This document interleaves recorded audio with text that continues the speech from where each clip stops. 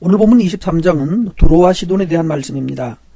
이 두로와 시돈은 나일강에서 있는 곡식들을 실어서 저기 지중해 연안에 있는 키프로스 섬 있죠. 기띔이라고 하는 키프로스입니다. 이런 곳까지 운송하고 배달하면서 중개 무역을 하던 무역항이 바로 두로와 시돈입니다. 이제 이 도시가 두로와 시돈이 이제 파괴되어 버린다는 겁니다. 자, 보시면 4절 말씀에 시돈이여 너는 부끄러워할지어다. 바다의 여세가 말하기를 나는 산고를 겪지 못하였으며 출산하지 못하였으며 청년을 양육하지 않았고 처녀들을 생육하지 못하였다. 이 말이 무슨 말씀인가 하면 이 시돈은 부끄러워해야 될 이유가 스스로 생산하는 것은 없는 거예요. 중개무역의 약점이 그거죠. 실제 생산물이 있어야 되는데 생산하지 못하고 중개무역을 하던 것은 그 무역이 끝나버리면 이 땅은 파괴되어 버리는 거, 쓸모없는 땅이 되어버리겠죠. 그런 거 보면 우리나라도 생산국에서 중개무역으로 가면 안 되겠죠. 중개도 해야 되고 3차 산업도 발달해야지만 1차, 2차 산업이 든든히 받쳐줘야 되는데 우리는 다 그냥 중개하는 일만 1, 2차 산업을 망하게 만들고 3차 산업에만 매달리는 경향이 많아서 우리 사회가 지금 어려움에 빠져 있습니다. 자, 이 말씀을 오늘 우리 삶으로 다시 돌아와서 보면 우리 스스로가 생산하지 못하고 산다면, 교회가 새신자를 생산하지 못한다면, 성도가 새로운 사람을, 영적 자녀를 생산하지 못하고 그냥 산다면 무너질 수밖에 없죠. 교회가 노령화되고 우리 삶이 노령화되어서 마치 죽음만 기다리는 노인처럼 그렇게 살아갔다가는 우리는 부끄러운 일을 당할 수밖에 없을 것입니다.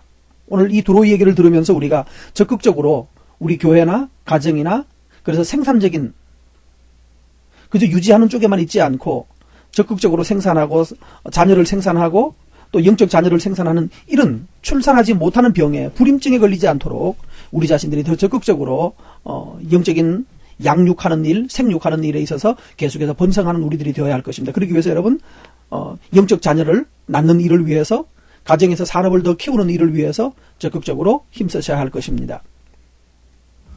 8절 말씀을 가서 보도록 하죠. 6절에는 너희는 다시스로 건너가라 라고 말했습니다. 그러면서 해변 주민들아 슬피 부르짖어라. 왜 이렇게 말하는가 하면 이 두로와 시돈이 이제 파괴될 것입니다. 두로와 시돈이 파괴되면 근데 이들이 이 무역을 해서 잘 살 때 다시스까지 가서 거기다가 속국을 만들어 놨거든요. 이 속국을 만들어 놓은 식민지를 개척했었는데 이제 그 식민지로 가서 도망가서 거기가 살아라는 얘기예요. 두로와 시돈은 파괴될 것이기 때문에 너희들이 옛날에 식민지 만들었던 그 다시스로 건너가서 거기 가서 살아라. 8절에 보면 면류관을 씌우던 자, 쓰던 자가 아니라 면류관을 씌워주던 사람.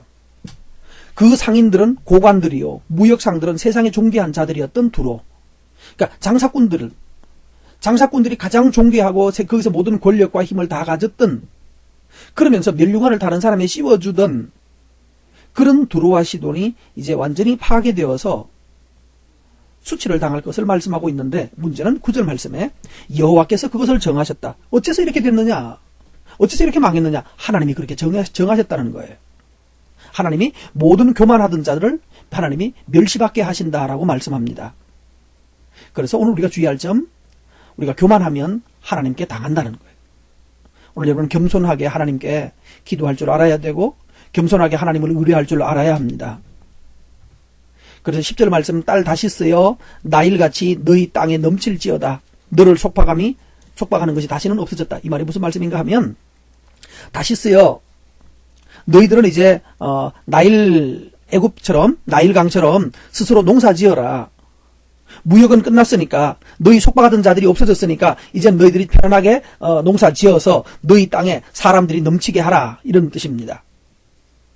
오늘 혹시 우리를 속박하는 것이 있다면 하나님께서 말씀하신 대로 이 속박이 다시 끊어지는 일이 있게 되기를 바랍니다. 어떤 분들에게는 오늘 말씀 따라서 속박이 끊어져서 이제 내 농사를 짓고 내 산업을 이룰 수 있는 그런 은혜가 있게 되는 분들도 있을 것입니다. 한번 기대하시고 은혜를 구하십시오. 11절 말씀부터 보면 하나님께서는 열방을 향하여서 손을 흔드신다, 통치하신다는 말씀이죠. 어떤 땅은 무너뜨리고 어떤 땅은 다시 자유를 주시고, 그래서 평안히 얻지 못하던 땅은 평안을 얻게 되고 또 교만하던 땅은 무너지게 되는 그런 하나님은 지금도 여전히 땅을 다스리고 계시는 하나님이십니다. 두로에게는 두 가지 운명이 있을 것입니다. 70년이 지나면 어떤 사람들은 수금을 가지고 다시 아주 이상한 노래를 부르면서 그들이 다시 음녀의 삶을 다시 살 거라는 거예요. 여기 왜 음녀가 나오는가 하면 요한계시록에도 이와 같은 말씀이 나와 있는데 이들이 지금 그 무역을 하는 곳이다가 보니까 뱃사람들이 계속해서 드나들게 되고 그러니까 뭐가 많을까요? 한국식으로 표현하면 기생집들이 많아지는 것입니다. 사창가가 많아지는 거예요. 그래서 그들 사회가 결국은 더러운 사회였는데 여전히 다시 그 음녀들이 활기를 치는 그런 곳이 될 것이래요. 그런데 또 한편에는 그들이 그런 음란한 삶을 살 것이지만 그러나 다 그런 사람만 있는 것은 아닙니다.